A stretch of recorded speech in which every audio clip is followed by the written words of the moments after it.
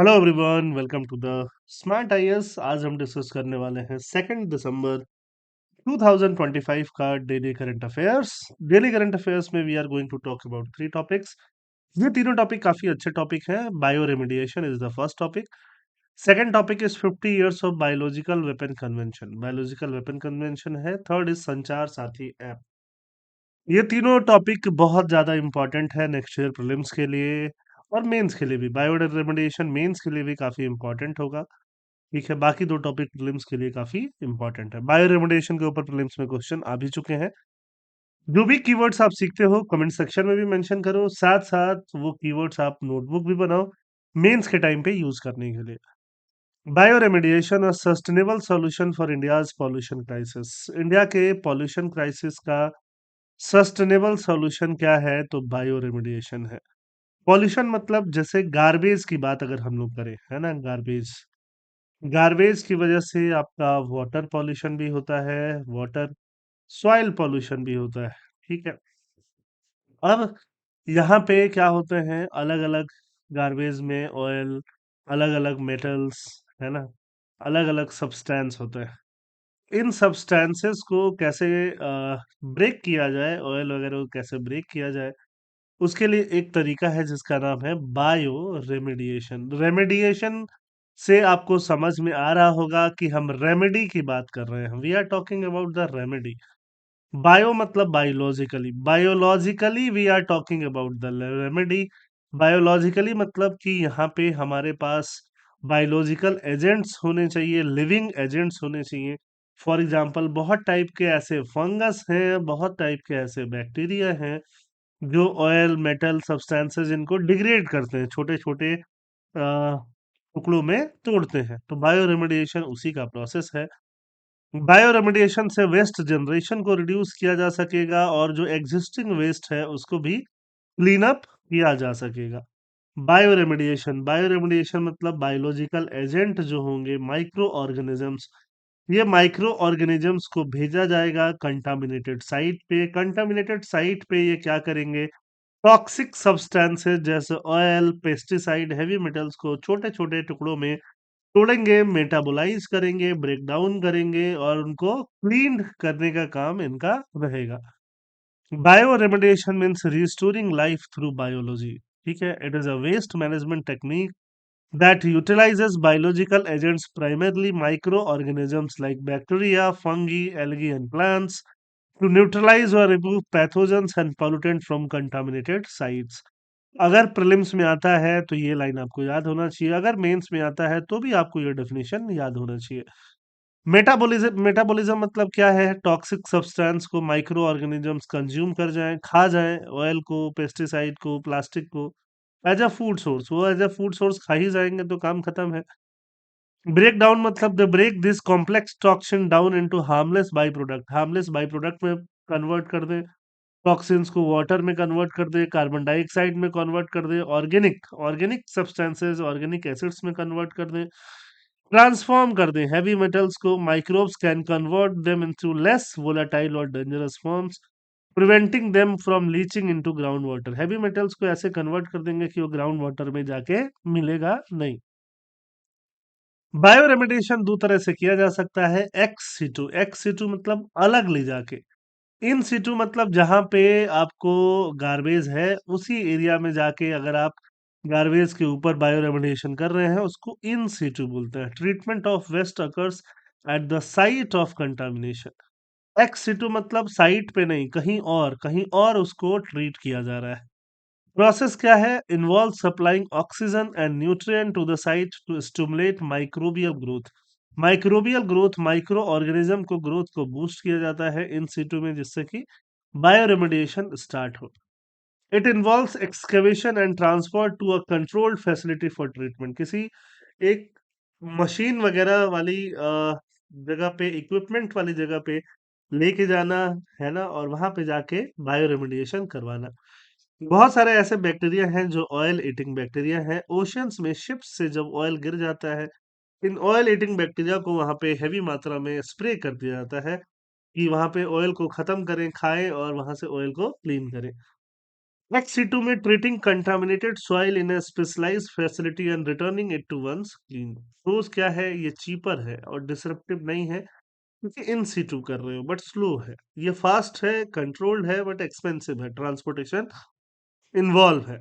Bio remediation की जरूरत क्यों है? पॉल्यूशन की वजह से, इंडस्ट्रियल इफ्लुएंस की वजह से, है ना, पेस्टिसाइड के रेसिड्यू की वजह से, हैवी मेटल की वजह से, गंगा और यमुना जैसे रिवर की वजह से, जहाँ पे बहुत ज़्यादा कचरा जमा होते जाता है, खासकर यमुना तो एकदम काली हो जाती है। ट्रेडिशनल मेथड लिमिटेड है, कन्वेंशनल मैकेनिकल और chemical cleaning is expensive, energy intensive and often generate secondary pollution. पुराने जो कन्वेंशनल मेथड है वो सेकेंडरी पॉल्यूशन जनरेट करते हैं, एक पॉल्यूशन को दूसरा पॉल्यूशन जन्म देते हैं। बायो रेमेडिएशन चीपर है तो कॉस्ट कम है, कॉस्ट कम है तो स्केलेबल है। स्केलेबल मतलब पूरे इंडिया के लेवल पे इसको यूज किया जा सकता है। Biodiversity advantage, India possess diverse indigenous microbial strains adapted to local condition which often outperform imported strains. Current status क्या है? India is currently in the pilot phase of adoption with several institutional effort underway. बहुत सारे effort already चल रहे हैं। Department of biotechnology ने clean technology programme launch किया है यूनिवर्सिटीज के साथ, रिसर्च इंस्टीट्यूशन के साथ मिलके। सी एस आई आर का एक ब्रांच है NEERI, National Environmental Engineering Research Institute, has a specific mandate to implement bioremediation process. ठीक है, प्रोग्राम्स। तो ये एक बहुत इंपॉर्टेंट ऑर्गेनाइजेशन है। इंडिजिनस इनोवेशन, आईटीज रिसर्च कर रहे हैं, है ना, to develop nano composites from cotton के nano composites to mop up oil spills, कि ऑयल स्पिल्स को ये साफ कर सके, and identified bacteria for soil detoxification, और कुछ आइडेंटिफाइड बैक्टीरिया जो सॉयल को डिटॉक्सिफाई कर जाए जहां पे ऑयल का स्पिल हुआ है। Startups, private player like Biotech Consortium India Limited and Eco Nirmal Biotech are developing microbial formulation for wastewater treatment. Potential integration क्या है? There is a scope to integrate bioremediation with flagship mission like Swachh Bharat scheme and Namami Gange. Challenges भी है कि अगर आप bio remediation कर रहे हो तो उसमें एक स्टैंडर्डाइज प्रोसेस होना चाहिए। देखो, बहुत इंपॉर्टेंट कीवर्ड होता है ये, स्टैंडर्डाइजेशन। तो स्टैंडर्डाइज प्रोसेस होना चाहिए, प्रोटोकॉल्स होना चाहिए, ठीक है, टेक्निकल नॉलेज लोगों के पास होना चाहिए, बायो सेफ्टी कंसर्न। ऐसा नहीं हो कि आप बायो रेमेडिएशन करने जा रहे हो, वहां पे जेनेटिकली मॉडिफाइड ऑर्गेनिज्म को डाल दिया जाए और वो अलग तरह का सेकेंडरी तरह का खतरा पैदा कर दे, अलग तरह का रिस्क को जन्म दे दे। ठीक है, what is the way forward? National standards develop करना, रीजनल हब्स, लोकल गवर्नमेंट्स के साथ मिलकर रीजनल हब्स डेवलप करना, पब्लिक एंगेजमेंट को बढ़ावा देना, ग्लोबल लर्निंग को बढ़ावा देना, एमुलेट सक्सेसफुल मेडल्स। चाइना का सॉइल पॉल्यूशन कंट्रोल फ्रेमवर्क है, जापान का अर्बन वेस्ट स्ट्रेटजी है, इन सबको हम लोग फॉलो कर सकते हैं। अब इस पे बहुत ही शानदार एक क्वेश्चन है जो ये टॉपिक से लिखा जा सकता है।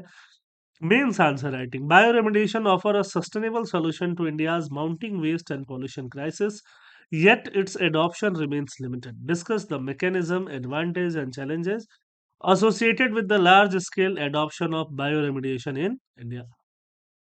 Second topic, 50 years of biological weapon convention. Biological weapon convention के कितने साल हो गए हैं? 50 साल हो गए हैं। बायोलॉजिकल वेपन, बायोलॉजिकल एजेंट्स को कैसे यूज करना। अब देखो, पिछले में हम बायोलॉजिकल एजेंट्स को कैसे यूज कर रहे हैं? एज अ रेमेडी यूज कर रहे हैं, रेमेडी पॉल्यूशन दूर करने के लिए। यहाँ पे बायोलॉजिकल एजेंट्स को कैसे यूज कर सकते हो? बायोलॉजिकल मतलब लिविंग एजेंट्स को कैसे यूज कर सकते हो as a weapon? For example, Trump साहब कह रहे थे कि कोविड 19 भी जो है एक तरह से बायोलॉजिकल एजेंट है जो चाइना ने रिलीज किया, एक बायोलॉजिकल वेपन है जो चाइना टेस्ट कर रहा था वुहान की लेबोरेटरी में, और वो रिलीज हो गया। वुहान की लेबोरेटरी को टेस्ट करने के लिए यूनाइटेड नेशन में सिक्योरिटी काउंसिल में प्रस्ताव पारित हुआ, बट वहां पे चाइना ने वीटो लगा दिया। तो पारित होने से, प्रस्ताव मतलब जो भी रेजोल्यूशन था, रेजोल्यूशन को अडॉप्ट होने से रोक दिया। अभी जयशंकर साहब बोल रहे हैं bio terrorism is a serious threat, world not ready. Bio terrorism एक सीरियस थ्रेट है, इतना सीरियस जिसके लिए वर्ल्ड रेडी नहीं है। बायोलॉजिकल वेपन कन्वेंशन 50 ईयर्स पहले आया था, इंडिया ने उसको ज्वाइन किया था। He want that world is not adequately prepared for bio terrorism, specially highlighting the risk of non state. मान लो कि कंट्रीज यूज नहीं भी करेंगी तो टेररिस्ट तो यूज कर सकते हैं। बायोलॉजिकल एजेंट्स में बैक्टीरिया, वायरस, फंगी कुछ भी यूज किया जा सकता है हार्म करने के लिए। अगर आपने क्रिस 2 मूवी देखा होगा, क्रिस 2, उसमें भी, क्रिस 2 नहीं, आई थिंक क्रिस 3, उसमें भी बायोलॉजिकल वेपन्स को ही यूज किया जा रहा है। ठीक है। एग्जाम्पल क्या है? Anthrax, botulinum toxin, smallpox virus. तो इन सब एजेंट्स के जो टॉक्सिन्स हैं इनको यूज करना, ये क्या है? बायोलॉजिकल वेपन का काम करते हैं। ये ग्लोबल नॉर्म्स कैसे इवॉल्व हुआ? 1925 में जेनेवा प्रोटोकॉल आया, band the use of biological and chemical weapons in the war. It did not prohibit their production, research और स्टॉक पाइलिंग। इसने उनका प्रोडक्शन को, रिसर्च को, स्टॉक पाइलिंग को प्रोहिबिट नहीं किया। इंडिया ने इसको रेटिफाई किया। इंडिया ने इसको कब रेटिफाई किया? इंडिया ने इसको 1950 में जाकर के रेटिफाई किया। Biological and toxin weapon convention 1972, the first multilateral डिसआर्मामेंट treaty banning an entire category of weapons of mass destruction. ये पहला मल्टीलैटरल डिसआर्मामेंट ट्रीटी था जिसने entire category of weapons of mass destruction को बैन किया। मैंडेट क्या है? Prohibits the development, production, stock piling, acquisition and retention of biological agent for non peaceful process. Signature के लिए 1972 में लाया गया। इंडिया ने 1974 में इसको रेटिफाई कर लिया। बायोलॉजिकल वेपन कन्वेंशन में क्या क्या बातें हुई कि बायोलॉजिकल वेपन्स को डेवलप नहीं करना है और उसको यूज नहीं करना है। जो लोग डेवलप कर चुके हैं उसको डिस्ट्रक्ट कर दें, डिस्ट्रक्ट करेंगे तो ही वो ज्वाइन कर पाएंगे। आर्टिकल 3 क्या बोलता है कि इसको ट्रांसफर नहीं करना है, बायोलॉजिकल वेपन को एक दूसरे कंट्री के साथ ट्रांसफर नहीं करो। हाँ, अगर बायोलॉजिकली कुछ पीसफुल को एक्सचेंज हो रहा है, पीसफुल कोऑपरेशन हो रहा है ना? वेपन्स का नहीं, वेपन्स का नहीं, बाकी चीज़ों का, रिसर्च वगैरह का, तो वो हो सकता है। और साथ-साथ यूनाइटेड नेशन सिक्योरिटी काउंसिल में कोई कंप्लेन भी कर सकता है अगर किसी को ये लगे कि किसी कंट्री ने बायोलॉजिकल वेपन कन्वेंशन का वायलेशन किया है। करंट चैलेंज ये है कि कोई इंस्पेक्शन का सिस्टम नहीं है। कोई कंट्री बायोलॉजिकल वेपन बना रही है कि नहीं बना रही है, कोई वेरिफिकेशन नहीं हो रहा है। Dual use modern biotech tools, biotechnology के टूल है ना, क्रिस्पर, क्रिस्पर जो कि जीन्स को एडिट करता है। Blur the line between peaceful research and potential weaponisation. National framework क्या है? India seeks strict oversight of high risk pathogen. High risk pathogen पे ओवरसाइट होना चाहिए, डुअल यूज रिसर्च होना चाहिए, है ना? India stress that developing countries are most vulnerable, developing country ज्यादा वल्नरेबल है, बैलेंस अप्रोच की तरह काम करना चाहिए। तो ये इंडिया का कंसर्न है।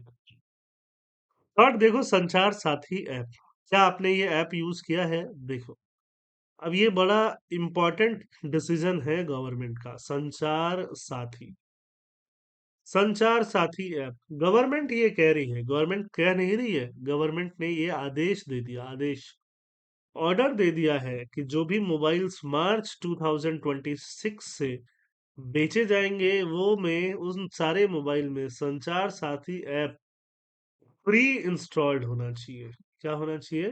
प्री इंस्टॉल्ड, आई रिपीट, संचार साथी ऐप क्या होना चाहिए? प्री इंस्टॉल्ड होगा।